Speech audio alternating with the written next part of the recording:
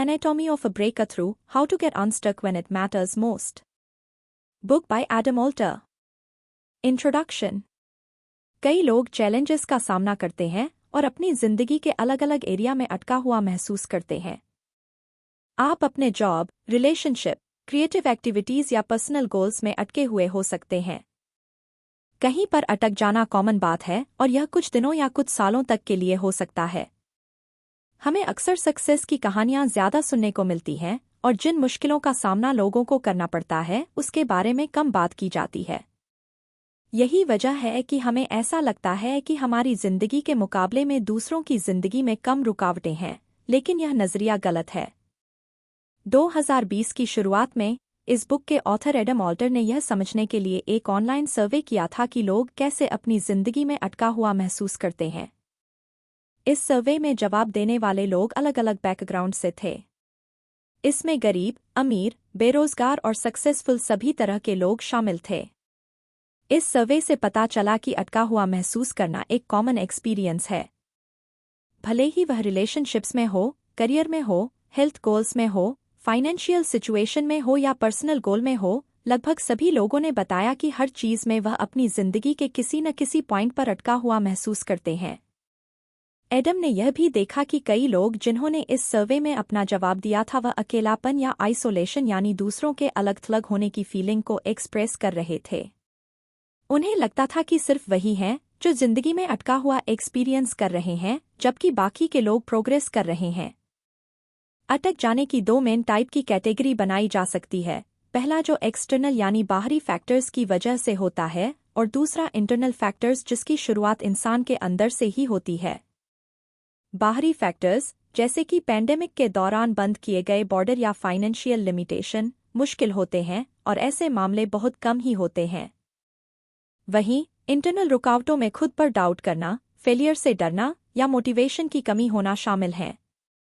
सही तरीके से बचाव करके और सही स्ट्रेटजीज के जरिए इन्हें ठीक किया जा सकता है। जिंदगी में कहीं अटक जाने के बाद उसका सामना करने के लिए इमोशन, मेंटल और बिहेवियर से जुड़े टूल्स को एक साथ मिलाना पड़ता है। इस समरी में अटकने की फीलिंग से लड़ने के लिए 4 सेक्शन का इस्तेमाल किया गया है। पहले सेक्शन में आप यूनिवर्स का हिस्सा होने के नाते अटके रहने को एक्सेप्ट करना सीखेंगे।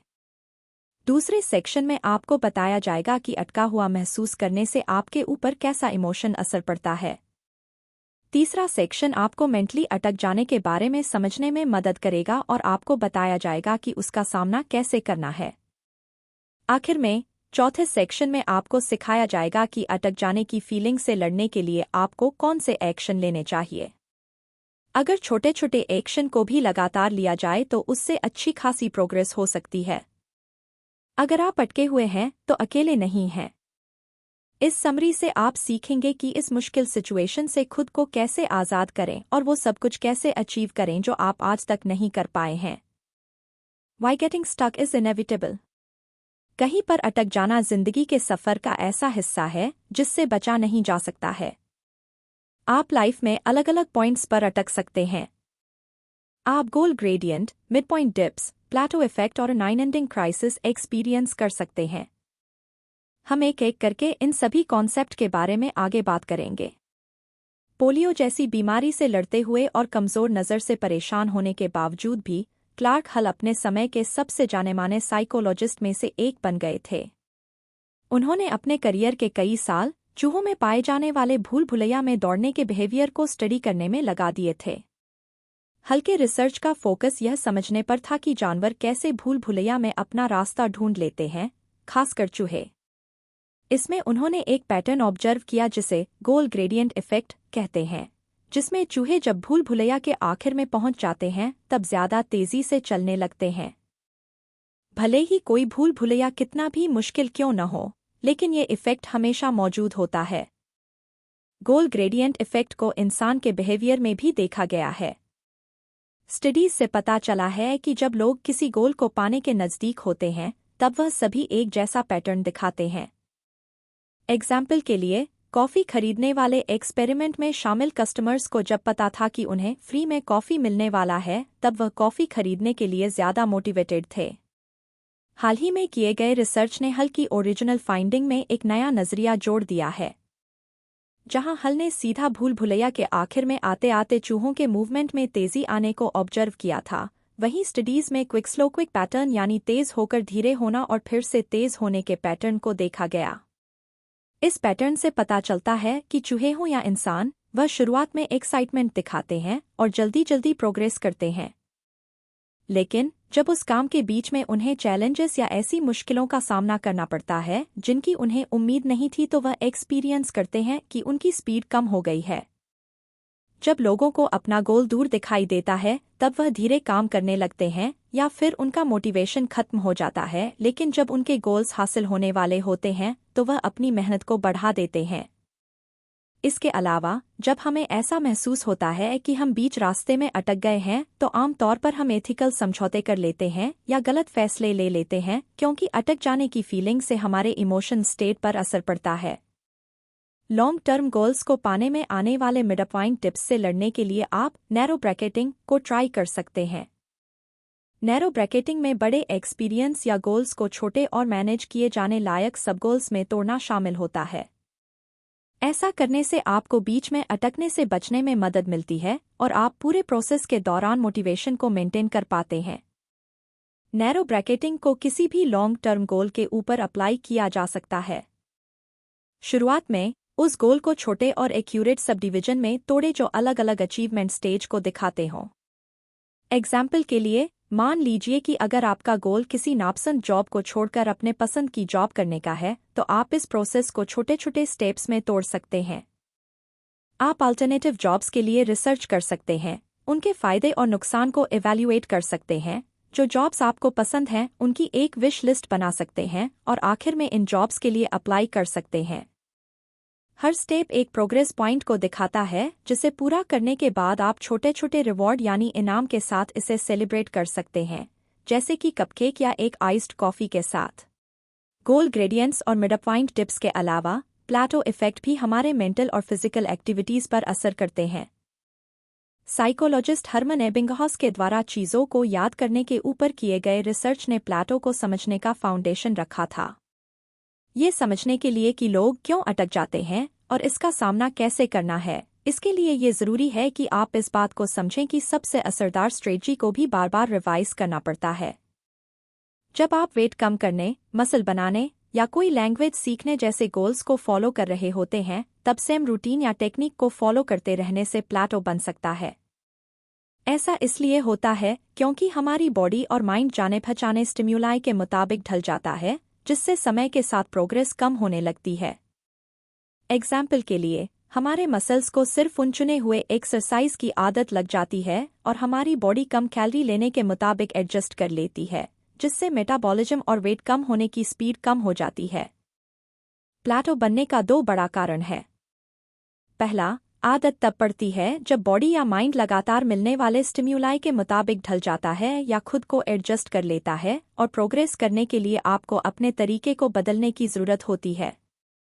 दूसरा, हमारी आदत होती है कि हम लॉन्ग टर्म तक असरदार तरीके से काम करने के बजाय तुरंत रिजल्ट पाने को प्रायोरिटी देते हैं और इसी वजह से प्लेटो बनता है। एग्जाम्पल के लिए लंबे समय तक चलने वाले सॉल्यूशन के बजाय तुरंत काम आने वाले लेकिन कम असरदार सॉल्यूशन को चुनने से प्रोग्रेस में रुकावट आ सकती है। प्लेटो से बाहर निकलने के लिए आपको समय समय पर नई स्ट्रेटजी या तरीकों को इंट्रोड्यूस करते रहना होगा। ये आदत लगने से बचाता है और लगातार ग्रोथ होने को बढ़ावा देता है। आखिर में, नाइन एंडिंग क्राइसिस का मतलब एक ऐसी घटना है जिसमें लोग जब उस उम्र में पहुंचते हैं जो 9 पर खत्म होता है, जैसे कि 29, तब वह एक्सपीरियंस करते हैं कि उन्हें अपनी जिंदगी की कुछ ज्यादा ही फिक्र होने लगती है। इस क्राइसिस की वजह से अक्सर लोग खुद से सवाल पूछने लगते हैं कि आखिर उनकी जिंदगी का मतलब क्या है, और इस वजह से कुछ लोग खुद को बर्बाद करने वाले बिहेवियर भी कर सकते हैं। स्टडीज में देखा गया है कि जब लोग इन नाइन एंडिंग वाले उम्र पर पहुंचते हैं, तब वह सिर्फ कुछ समय की खुशी के बजाय लॉन्ग टर्म हेल्थ और ठीक से रहने पर ज्यादा फोकस करने लगते हैं। इस पैटर्न को समझने से आपको मेंटल परेशानियों से बचने में मदद मिल सकती है। अगर आप ऐसे क्राइसिस का सामना करते हैं तो आप इससे बचने के तरीकों का इस्तेमाल कर सकते हैं, जैसे कि नई एक्टिविटीज में ध्यान लगाना, हेल्थ से जुड़ी आदतों को इम्प्रूव करना, फ्यूचर के लिए प्लानिंग करना या चैरिटी में अपना योगदान देना। जब आप चैलेंजेस का सामना करते हैं या कहीं अटक जाते हैं, तब लगातार डटे रहना और सिचुएशन के मुताबिक ढलते रहना जरूरी होता है। परेशानियां इस प्रोसेस का ही हिस्सा होती हैं। इस बात को समझने से आपको मोटिवेटेड और कमिटेड रहने में मदद मिलेगी, तब भी जब आपको ऐसा लग रहा होगा कि आपकी प्रोग्रेस धीरे हो रही है या मुश्किल से हो रही है। रुकावटों को पार करके आगे बढ़ते रहना और फिनिश लाइन तक पहुंचने पर फोकस करते रहना लॉन्ग टर्म में आपके सक्सेस मिलने और संतुष्ट होने के चांस को बढ़ा देता है। Traps and lures. कभी-कभी आप अंदाजा नहीं लगा पाते हैं कि आप अटकने वाले हैं। हो सकता है कि हम किसी दिखाई ना देने वाले जाल में फंस जाएं, जिसकी वजह से जब तक हम अटक न जाएं तब तक हमें ऐसा लगता रहे कि कोई भी प्रॉब्लम नहीं है। क्रिएटिविटी पहला ट्रैप या जाल है। ओरिजिनल होना अच्छा माना जाता है, लेकिन अगर इस पर ध्यान न दिया जाए तो यह एक जाल बन सकता है। प्रॉब्लम यह है कि आपको एहसास ही नहीं होता है कि आप इसमें उलझ चुके हैं। एक्सटर्नल फीडबैक या गहराई से सोचे बिना हो सकता है कि आपको पता ही न चले कि आपके अंदर ओरिजिनलिटी की कमी है। इस जाल से बचने के लिए जरूरी है कि आप अपनी स्पीड को थोड़ा कम करें और अपने आइडियाज़ और फैसलों को एनालाइज करें। हर फैसले के बारे में बार बार सवाल करने से और सोचने समझने से आपको नए और यूनिक कॉन्सेप्ट को डिस्कवर करने में मदद मिलती है। एग्जाम्पल के लिए, जो पेरेंट्स अपने बच्चे का नाम रखने के लिए सोच रहे हैं, वो ज़्यादा पॉपुलर नाम रखने से बचने के लिए अभी के नाम वाले ट्रेंड के बारे में रिसर्च कर सकते हैं। अगर आप कुछ नया बनाना चाहते हैं, तो आपको ब्रेनस्टॉर्मिंग यानी दिमाग के घोड़े दौड़ाने में ज़्यादा समय देना चाहिए। घिसेपिटे या कॉमन थीम्स को रिपीट करने से बचने के लिए आपके जॉनर में पहले से जितने भी काम मौजूद हैं, उनके बारे में अच्छे से रिसर्च करें। इस बात को समझें कि सबसे अच्छा आउटपुट प्रोड्यूस करने के लिए असल में क्रिएटिविटी में बहुत मेहनत लगती है। अगला जाल है मिसकम्युनिकेशन यानी कम्युनिकेशन में होने वाली गलती। ये अगर कोई प्रॉब्लम होगी भी तो छोटी होगी वाले जाल में से एक है। मिसकम्युनिकेशन दो तरह का होता है। पहला जिसमें आपको बातचीत के बीच आने वाली कमी के बारे में पता होता है, जैसे कि कोई दूसरी भाषा बोलना, और दूसरा जिसमें आपको पता ही नहीं होता है कि वह बातचीत फेल हो चुकी है, जिसकी वजह से आप खतरनाक सूडो इंटेलिजिबिलिटी ट्रैप में उलझ सकते हैं। सूडो इंटेलिजिबिलिटी ट्रैप तब होता है जब आपको लगता है कि आपने परफेक्टली कम्युनिकेट किया है, लेकिन असल में इसमें बहुत बड़ी गलतफहमी हो गई होती है। मैथ्यू फ्रे, जो एक रिलेशनशिप कोच हैं, वह मिसकम्युनिकेशन के खतरों के बारे में बताते हैं। उन्होंने देखा है कि कपल्स के बीच में होने वाले छोटे-मोटे झगड़े, जैसे कि कप को बेसिन के बाहर छोड़ देना, अगर इन पर ध्यान न दिया जाए तो समय के साथ इनकी वजह से रिलेशनशिप में विश्वास, इज्जत और प्यार पर असर पड़ सकता है। शुरुआत में फ्रे ने इस बात को नज़रअंदाज कर दिया कि एक कप को धोकर न रखने का कोई गहरा मतलब हो सकता है क्या। यह दिखाता है कि उनके अंदर अपने पार्टनर की फीलिंग्स और ज़रूरतों को समझने की कमी थी। छोटी छोटी प्रॉब्लम को बेकार समझकर अनदेखा कर देने में खतरा ये है कि हो सकता है कि ये किसी छुपे हुए बड़े प्रॉब्लम के सिम्पटम हो। फ्रे को एहसास हुआ कि उनके छोटे छोटे एक्शन की वजह से उनके रिलेशनशिप पर बहुत बड़ा असर पड़ा था और अब वो किसी भी प्रॉब्लम के बड़ा होने से पहले उस पर ध्यान देने लगे थे।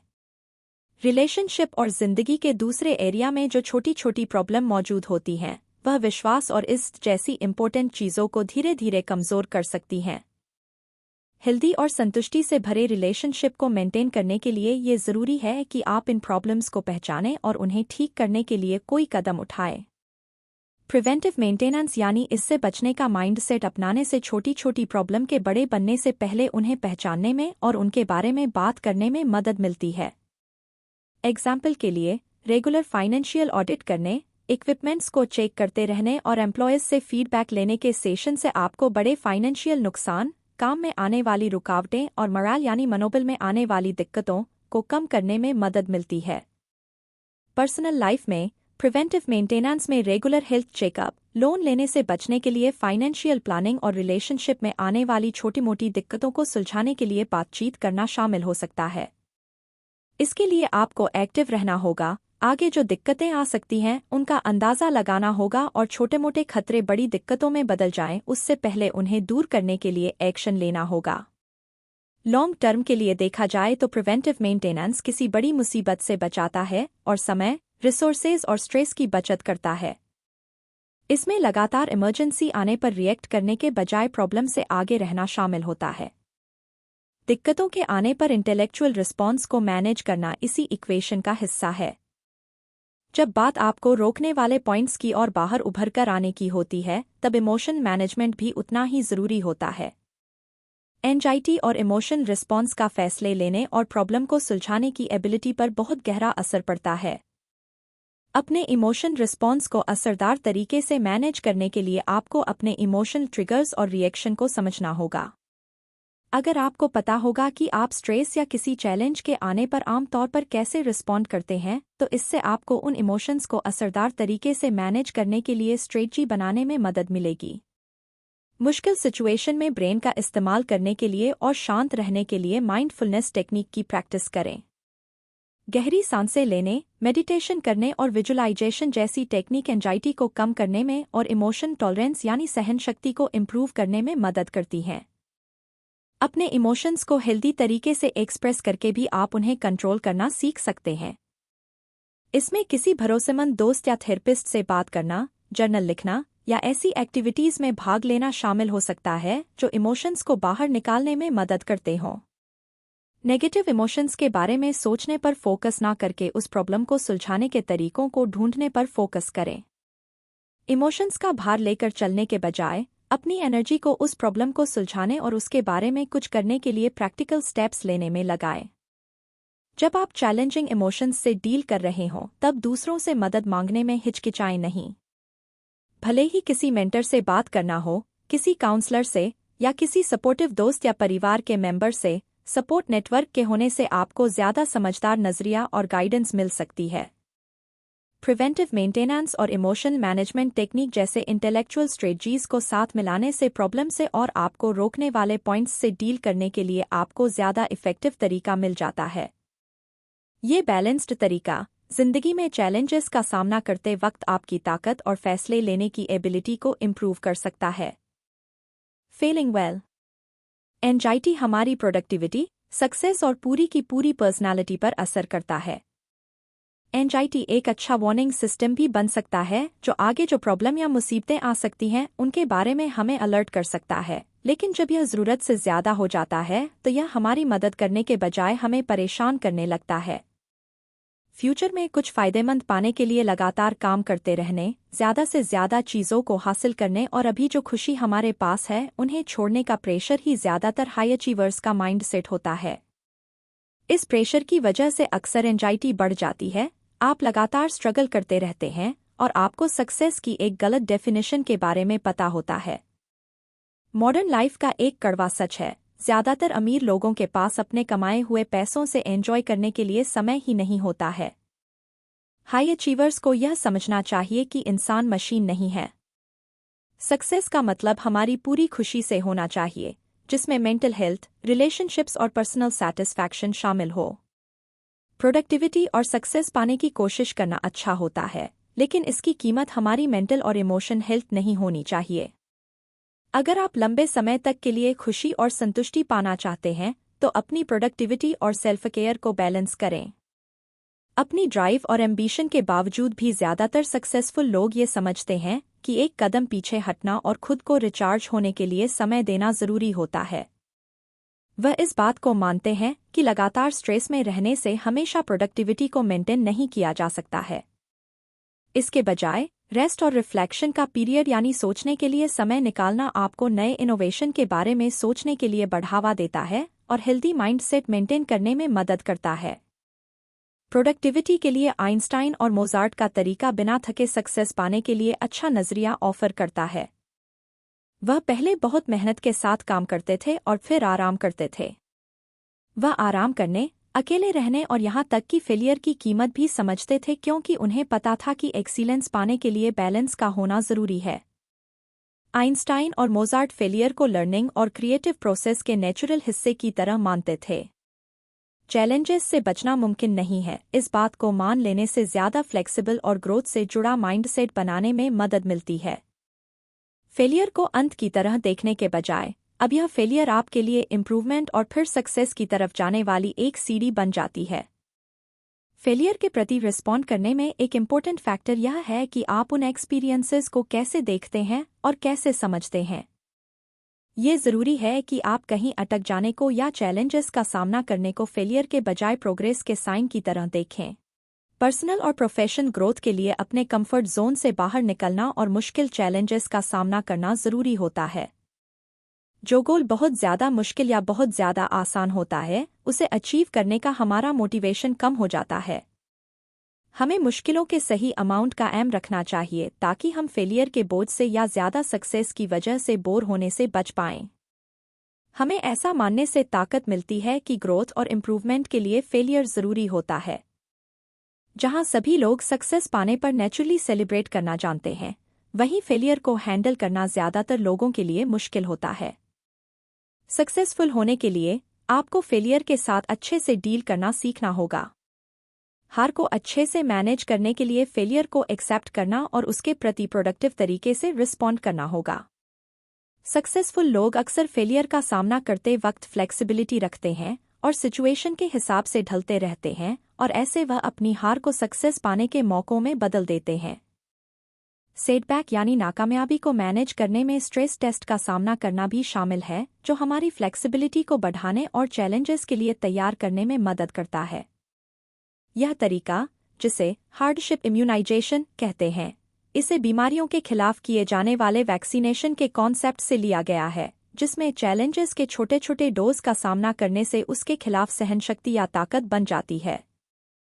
हार्डशिप इम्यूनाइजेशन सिर्फ फिजिकल चैलेंजेस तक लिमिटेड नहीं है, बल्कि इमोशनल फ्लेक्सिबिलिटी के लिए भी है। आमतौर पर फोबिया का इलाज करने के लिए इस्तेमाल किए जाने वाले एक्सपोजर थेरेपी में भी ऐसे ही प्रिंसिपल को फॉलो किया जाता है। धीरे धीरे लोगों को उनके डर का सामना करवाने से वो उसे हैंडल करना और उससे बाहर निकलना सीख जाते हैं। यह तरीका किसी भी अटकने वाले पॉइंट के लिए या फेलियर के डर के लिए अप्लाई होता है, जिससे लोगों को आगे आने वाली रुकावटों को इमेजिन करने और उनके लिए खुद को तैयार करने के लिए बढ़ावा मिलता है। नाकामयाबी के प्रति अपने इमोशन रिस्पॉन्स को मास्टर करना बहुत ज़रूरी है, लेकिन प्रॉब्लम को सॉल्व करने के लिए एक स्ट्रेटेजिक तरीका डेवलप करना भी उतना ही ज़रूरी है। आपको एक ऐसा रिदम ढूंढना होगा जिसमें आप मेहनत को आराम के साथ, एम्बिशन को सेल्फ केयर के साथ और फ्लेक्सिबिलिटी को इम्परफेक्शन एक्सेप्ट करने के साथ बैलेंस कर पाएं। नहीं तो आप हमेशा थके हुए, परेशान और असंतुष्ट रहेंगे। Friction audits and the art of simplification. अलग अलग फील्ड के एक्सपर्ट्स मुश्किलों का सामना करने में सिंप्लीफिकेशन की ताकत को समझते हैं। इसके असरदार होने के बावजूद भी ज़्यादातर लोग सिचुएशन को आसान बनाने के बजाय उन्हें और भी ज़्यादा मुश्किल बना देते हैं। किसी भी चीज़ को कम करने या आसान बनाने से पहले उसमें नई मुश्किलों को जोड़ना इंसान की कॉमन आदत है। जहां सिंप्लीफिकेशन एक इम्पोर्टेंट स्टार्टिंग पॉइंट है, वहीं असली प्रोग्रेस के लिए सिर्फ एल्गोरिथम या फॉर्मूला को अप्लाई करने से कुछ नहीं होगा। एक डायग्नोस्टिशियन के रूप में थॉमस बोल्ट के सफ़र ने साबित कर दिया है कि सक्सेस सिंप्लिसिटी में ही है। थॉमस एक ऐसे घर में पले बढ़े थे जहां प्रॉब्लम सॉल्व करना रोज का काम था। उनकी मां के रिनोवेशन के बिजनेस से उन्हें पैटर्न को पहचानने और कॉम्प्लेक्स प्रॉब्लम को सॉल्व करने के लिए तेज नज़र डेवलप करने में मदद मिली थी। थॉमस ने कम उम्र में ही सीख लिया था कि घर को कैसे रिपेयर करते हैं। इस स्किल ने उन्हें विश्वास दिलाया था कि कॉम्प्लेक्स प्रॉब्लम को भी एक पजल की तरह मेथोडिकली सॉल्व किया जा सकता है। हालांकि थॉमस को इंसान की बॉडी की कॉम्प्लेक्सिटी समझने में बहुत दिलचस्पी थी। उन्होंने पाया कि किसी बीमारी को डायग्नोस करने के लिए एक सिस्टमेटिक तरीके की ज़रूरत होती है, ठीक वैसे ही जैसे एक खराब हुए इलेक्ट्रॉनिक को या लीक हो रहे पाइप को ठीक करने के लिए होती है। सिस्टम कैसे काम करते हैं, चाहे वो मैकेनिकल डिवाइस में हो या बायोलॉजिकल ऑर्गेनिजम्स में, इसमें उनके इंटरेस्ट ने उन्हें मेडिकल करियर में जाने के लिए बढ़ावा दिया। थॉमस का डायग्नोसिस करने का तरीका बहुत ही डिटेल में होता था, जिसे वो बहुत सब्र के साथ करते थे। उनका मानना था कि उन्हें हर पेशेंट को अच्छे से समय देना होगा ताकि वह उनके बारे में डिटेल में इन्फॉर्मेशन इकट्ठा कर पाएं, जो आज की तेज दौड़ती दुनिया और कम समय में होने वाले मेडिकल प्रैक्टिस के जैसा नहीं था। थॉमस ने 32 पेज का बड़ा सा सवालों से भरा एक फॉर्म बनाया था जो पेशेंट की जिंदगी के हर एक एरिया की जांच करता था।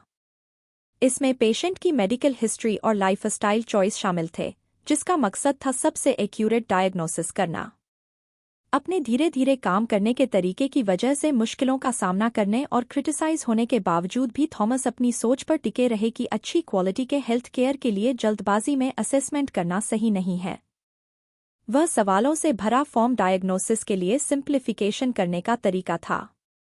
थॉमस इसी सिंपल रूटीन को फॉलो करके बेस्ड डायग्नोसिस करते थे, यानी पेशेंट को सवालों से भरा फॉर्म दीजिए और फिर आप समझ जाएंगे कि उन्हें क्या दिक्कत है।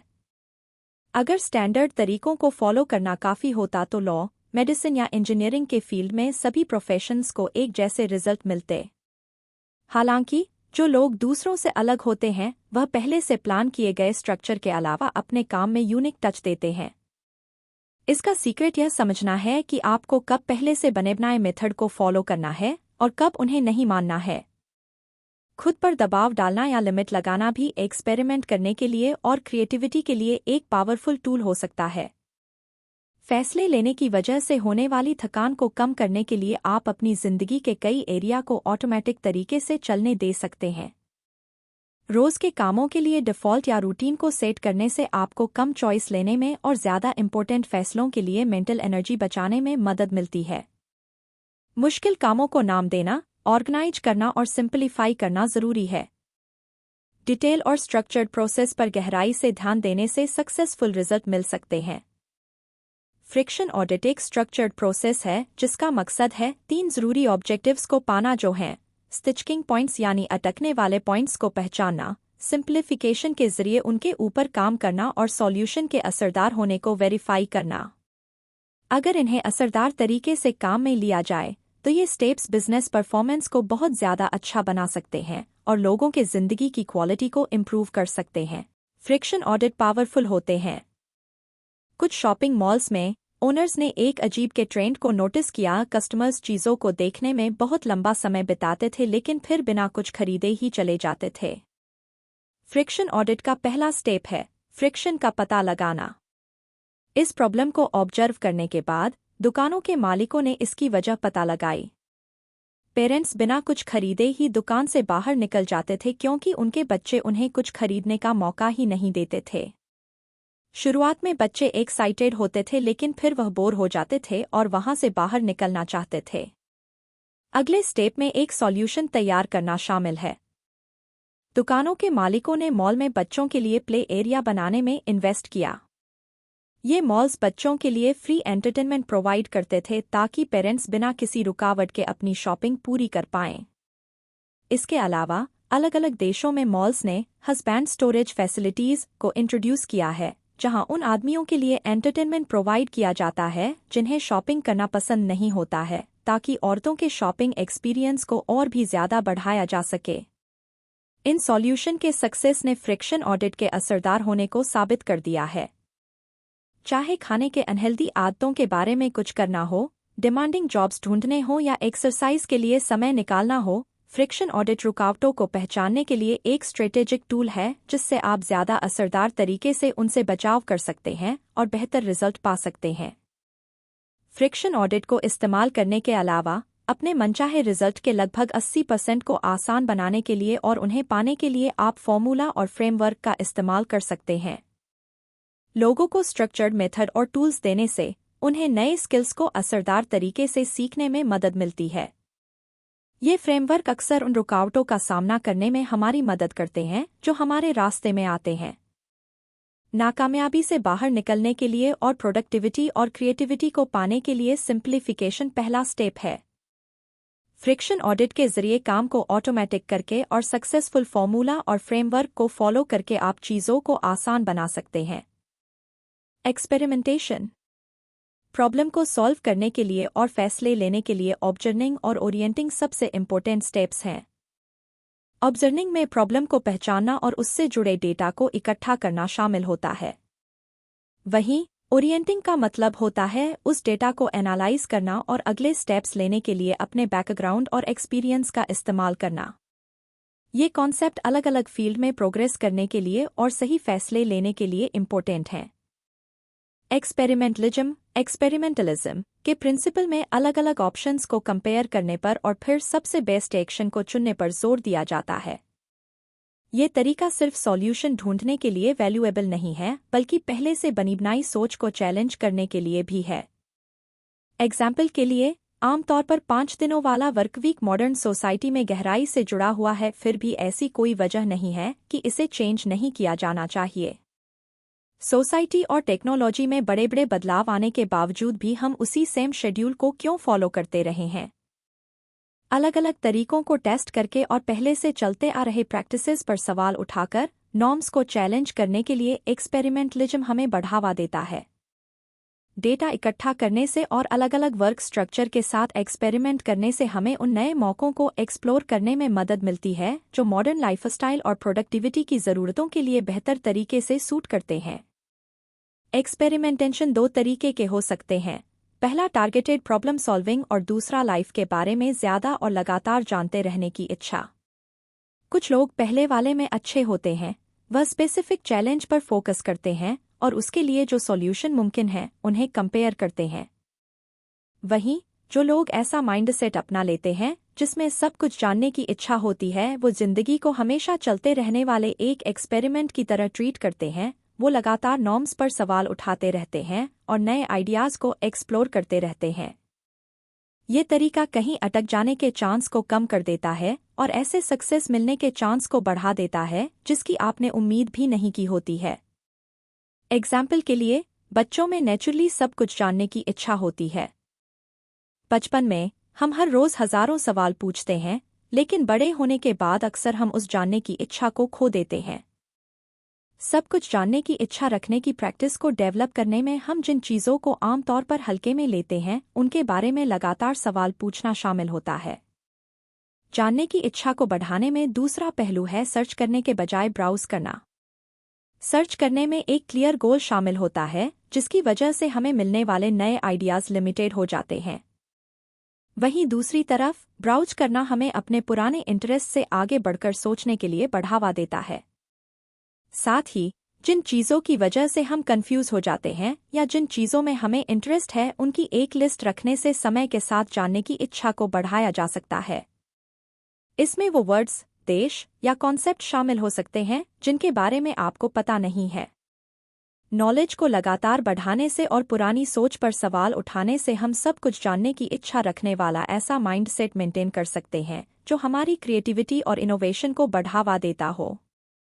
भी जानने की इच्छा रुकावटों को पार करने में एक इम्पोर्टेंट रोल निभाती है, क्योंकि ये आइडिया को लिंक करने यानी जोड़ने पर काम करती है। इस कॉन्सेप्ट में एक आइडिया से दूसरे आइडिया की तरफ बढ़ते रहना शामिल होता है, जिससे एक दूसरे से जुड़े हुए कॉन्सेप्ट का एक बड़ा नेटवर्क बन जाता है।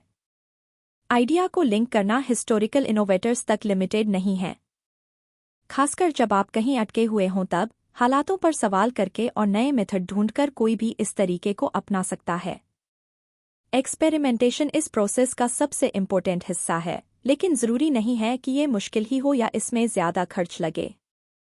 दिन में आप उस काम को कब करते हैं, उस टाइम को बदलने और इंटरेक्शन में अलग अलग माइंडसेट रखने जैसे सिंपल एडजस्टमेंट करने से आपको एक वैल्यूएबल नज़रिया मिल सकता है।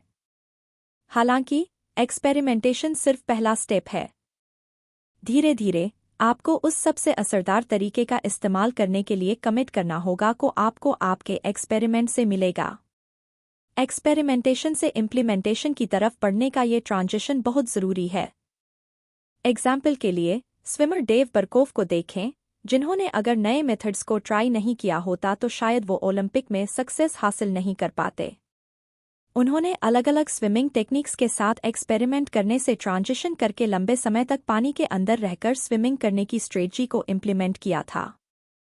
डेव ने पक्का इरादा और इनोवेशन दिखाया और आखिर में उन्होंने स्विमिंग के स्पोर्ट को ही बदल दिया। ज़्यादातर टॉप स्विमर्स के फिजिकल प्रोफाइल में फिट न हो पाने के बावजूद भी डेव के एम्बिशन और जानने की इच्छा की वजह से वह बैकस्ट्रोक स्विमिंग टेक्निक में रेवोल्यूशन ला पाए। इससे उन्हें पहचान मिली और कॉम्पिटिटिव स्विमिंग के रूल्स में भी बदलाव आए। एलीट मेल स्विमर्स आमतौर पर लंबे, चौड़े कंधे वाले और मुश्किल ट्रेनिंग शेड्यूल्स के प्रति डेडिकेटेड रहने वाले होते हैं। डेव उनसे अलग थे। उनकी कदकाठी छोटी थी और शुरुआत में उन्हें स्विमिंग प्रैक्टिस करना पसंद नहीं था। इस कॉन्ट्रास्ट की वजह से डेव को उनसे बहुत अलग फिजिकल शेप वाले एथलीट द्वारा डोमिनेट किए जाने वाले इस स्पोर्ट में अच्छा परफॉर्म करने का तरीका ढूंढने के लिए बढ़ावा मिला। जब डेव हार्वर्ड में थे तब कोई उनके स्विमिंग स्किल्स पर ध्यान नहीं देता था, लेकिन उन्होंने तय कर लिया था कि उन्हें यूएस ओलंपिक के बैकस्ट्रोक स्क्वाड में पहुंचना ही है। उन्होंने इमोशनल और मेंटल रुकावटों का और फिजिकल लिमिटेशन का भी सामना किया। हालांकि पहले से चलती आ रही टेक्निक पर सवाल उठाने और नए तरीकों के साथ एक्सपेरिमेंट करने की डेव की इच्छा ही उनकी सबसे बड़ी ताकत बन गई। अपने कोच जो बर्नल के साथ कोलैबोरेट करके डेव ने अपने बैकस्ट्रोक टेक्निक को रिफाइन करने पर फोकस किया। खासकर उन्होंने रेस के दौरान लंबे समय तक पानी के अंदर रहने पर जोर दिया। इस इनोवेटिव तरीके में पानी के अंदर डॉल्फिन किक करते समय तुरंत पानी के ऊपर आने की इच्छा को रोकने के लिए उनकी बॉडी को ट्रेन करना शामिल था।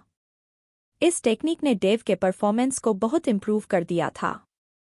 इसकी वजह से उन्होंने रिकॉर्ड तोड़ अचीवमेंट हासिल किए और कम्पिटिटिव बैकस्ट्रोक स्विमिंग में रेवोल्यूशन ले आए।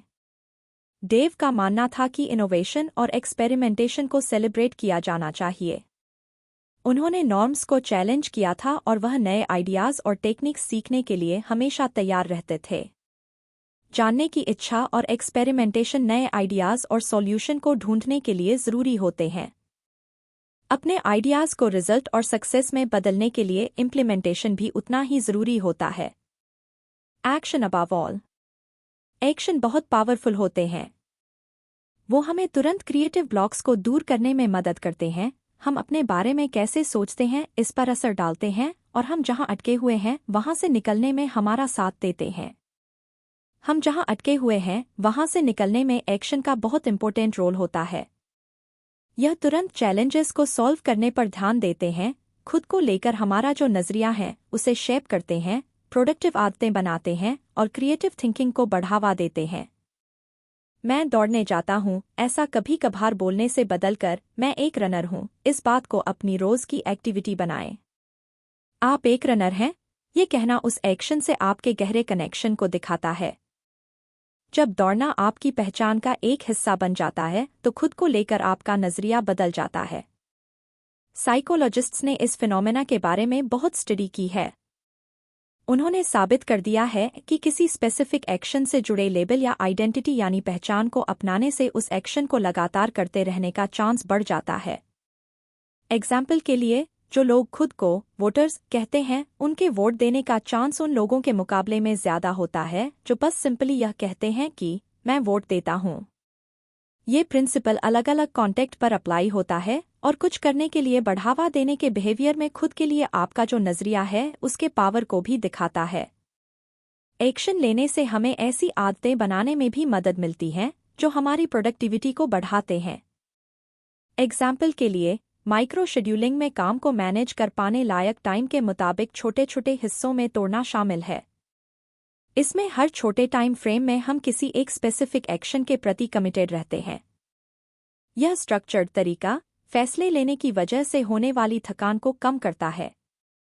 यह हमें फोकस्ड और एंगेज्ड रहने में मदद करता है, जो खास तौर पर तब काम आता है जब हम कहीं अटका हुआ महसूस करते हैं। साथ ही रिसर्च में फिजिकल मूवमेंट और मेंटली अटके हुए हालात से बाहर निकलने के बीच में स्ट्रॉन्ग रिलेशन देखा गया है। वॉक करना, डांस करना या रिदमिक मूवमेंट करना क्रिएटिविटी और प्रॉब्लम को सॉल्व करने की एबिलिटी को बहुत ज़्यादा बढ़ा सकता है। ये मूवमेंट ऐसे बदलाव लाते हैं जो उन पैटर्न्स को तोड़ देते हैं जो अटका हुआ महसूस करने से जुड़े हुए हैं। यह डाइवर्जेंट थिंकिंग यानी अलग अलग सोच को बढ़ावा देते हैं, जिसका मतलब है कई सारे सॉल्यूशन और नज़रिए को एक्सप्लोर करना। म्यूजिशियन पॉल साइमन का किसी अटके हुए हालात से बाहर निकलने का एक्सपीरियंस क्रिएटिव ब्लॉक्स का सामना करने में एक्शन की पावर को दिखाता है। एक टॉक शो के गेस्ट होने के तौर पर शुरुआत में वह अनकंफर्टेबल फील थे, लेकिन गिटार बजाने के बाद उनका बिहेवियर बदल जाता था। इस बदलाव को सभी लोगों ने नोटिस किया। जब वो म्यूजिक बजाना शुरू करते थे तो साइमन पहले से ज़्यादा रिलैक्स और चार्मिंग हो जाते थे। हमारे एक्शन बताते हैं कि हम कैसा महसूस कर रहे हैं। साइकोलॉजिकल नज़रिया इस कॉन्सेप्ट को सपोर्ट करता है, जैसे कि यह आइडिया की स्माइल करने से आपको ज़्यादा खुश महसूस होता है। ठीक वैसे ही गिटार बजाने जैसे क्रिएटिव एक्शन की वजह से सक्सेस मिल सकती है और आइडेंटिटी में बदलाव आ सकता है। इसके अलावा एक्शन ऐसी आदतों को बनाने के लिए ज़रूरी होते हैं जो लंबे समय तक के लिए अटकने से बचाते हैं। लगातार क्रिएटिव एक्टिविटीज़ को प्रैक्टिस करते रहने से प्रोडक्टिव बिहेवियर की आदत लग जाती है और क्रिएटिव ब्लॉक्स का सामना करने के चांस कम हो जाते हैं। साइमन के केस में गिटार बजाने की उनकी आदत ने स्पेसिफिक क्रिएटिव चैलेंज का सामना करने में उनकी मदद की और उनके पूरे क्रिएटिव नतीजे और सक्सेस में भी योगदान दिया।